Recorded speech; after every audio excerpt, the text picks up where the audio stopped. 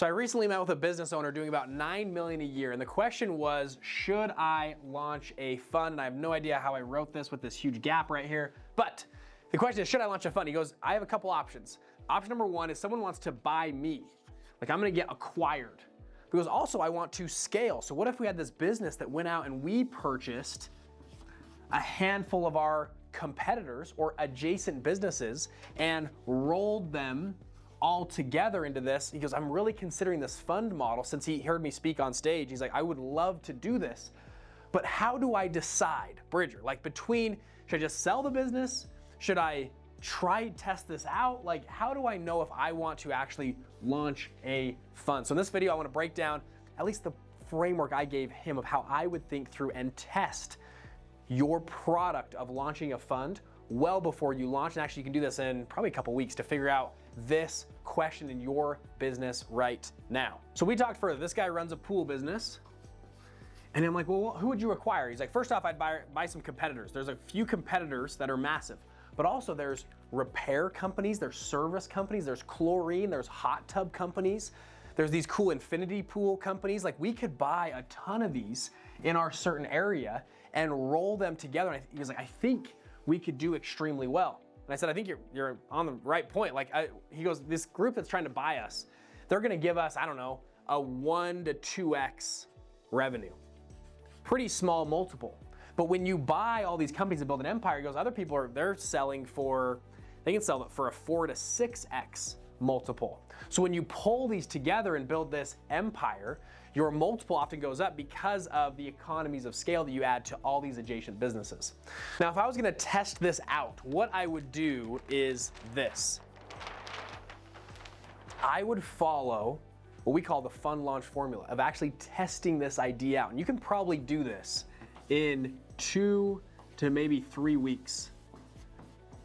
He could fully vet and test this out. So number one, if you guys have seen our previous videos on the fund formula, you find a good, what we call deal, or building out your thesis or idea or structure for your fund. So I said, you've already done a lot of that. He's like, yeah, I've already mapped it out. I said, great, map it out and let's do our risk control reward framework. So we're gonna see, can we get the risks relatively low? Can we get risks down and reward higher?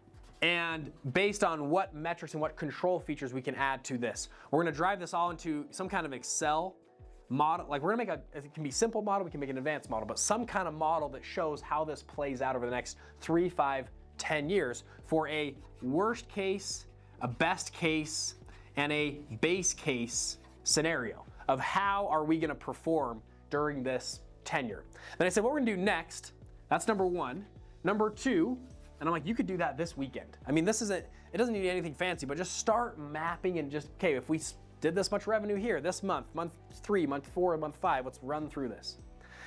Number two, what I told him was, okay, let's now frame out how a fund would work. So this is how much money do you need to raise? And we'll go back to that same model that you have. How much money are you gonna raise? How are you gonna pay investors?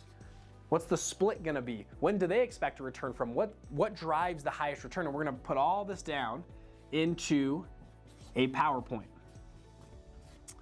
And then he asked me, well, Bridger, how do I know if investors will like this? Like, I don't know. Like, what if I put stuff together and investors don't like it? And I said, aha, like, that's the perfect question. Because the next step, we're gonna run it. This is all just modeling. It's just on a piece of paper. We're just kind of drawing out what a fund would look like. I said, step 3, go and actually pitch investors. Go actually try to raise capital. And he's like, what do you mean? And I said, well, you get this idea put together in PowerPoint. And I said, go to step 3. And again, 2 to 3 weeks. I want you to go pitch 5 to 12 investors or mentors or people that you know in your space. I'm like, you can come pitch me. And what you're gonna say is, Bridger, you're gonna text me and say, Bridger, hey, I've got this idea for a fund. Do you have 11 minutes that I can run you through this? I want you to just rip it apart. This is a fund we're thinking about doing. I'd love to get your feedback on.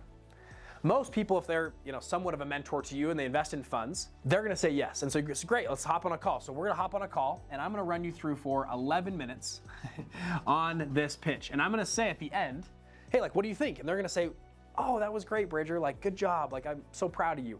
And you're gonna say, okay, great. Well, would you actually invest in this? well, you know, my money, whatever. And you go, no, actually, I'm actually going to raise money for this. Like, can I put you down for $100,000? And they're going to go, well, you know, I don't know. And you go, what's holding you back? And then they will tell you the real reasons. They'll say, well, you know, no, really, like, be honest with me. Give me the brutal hardship of this. Say, well, you know what, your team over here, I just don't think it's the most strong enough team, or the structure of how I'm gonna get paid back as an investor doesn't really make sense, or I'm not following your math on the worst case, best case, and base case scenario. And you go, wow, okay, thank you. Let's unpack that for me, and you get all this great feedback from them. And then you say, hey, I'm gonna go try to fix a bunch of these things. Could I come back to you in a few weeks if I fix some of these things? And they can say yes or no, but hopefully they say yes. If you do this with 5 to 12 people, you're gonna get incredible feedback. And what you do is you come back to step 1. You then redo your model. You then go to step 2. You restructure this. Then you come back to step 3. And you keep repeating this cycle. And people always ask me, like, Bridger, well, when can I do legal? I gotta do the legal docs, get it set up. I go, hold on. Step 4 is legal over here. And by the way, this is how we've launched 210 funds out of BlackRock. We do this exact same process. Anyone can go launch a fund right now. We could call a lawyer, we pay some money, we can get you the documents built. But the bigger question is this. Anybody can build a fund. Can you build a fund that investors want?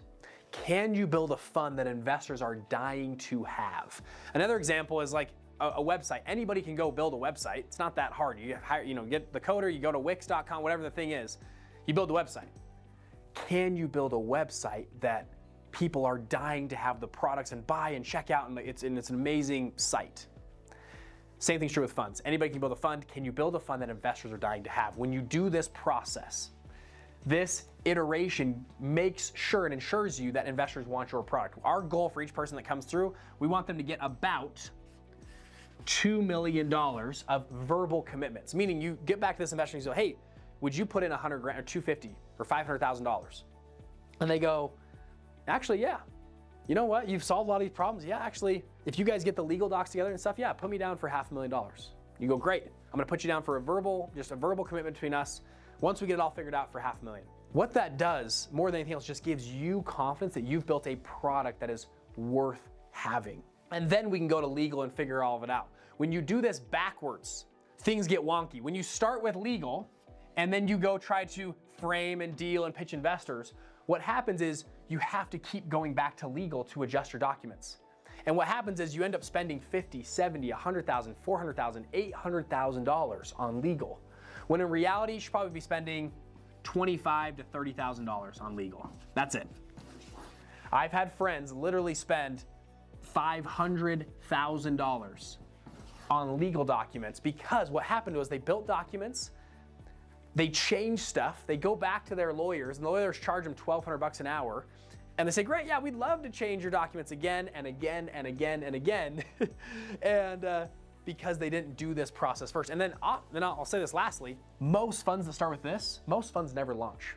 That's the truth of it. Most funds never launch. Most funds that get filed here never actually launch because, and by launch I mean actually raise capital for their desired amount, because they didn't do this process of what they're doing here. So what we're doing for this YouTube channel, I'm gonna drop the frameworks that go into here of how to build a deal, how to frame it out, how to pitch funds, and actually legal and launching service providers. We're gonna be dropping all this on our YouTube channel over the next few weeks. So subscribe, follow, because we're gonna be dropping and dripping this out over the next few months. Actually, not weeks, months. It's a lot of videos in here of building and launching your fund.